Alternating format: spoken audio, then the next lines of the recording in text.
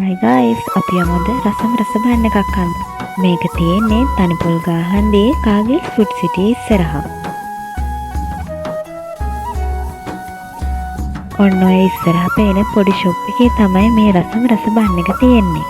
එතන black chicken bun, crispy chicken bun, tandoori bun වගේම mix bun තියෙනවා. මේ ඔක්කොම bun වෙන්නේ රුපියල් 200ක් විතරයි. අපි ගත්තේ mix bun එකක්.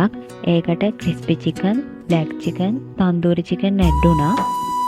ඒ වගේම මෙතන බන් එක හැදෙන විදිහ අපිට බලන්න පුළුවන්. ඒ වගේම මෙතන පිරිසිදුව පිළිවෙලකට බන් එක හැදෙනවා.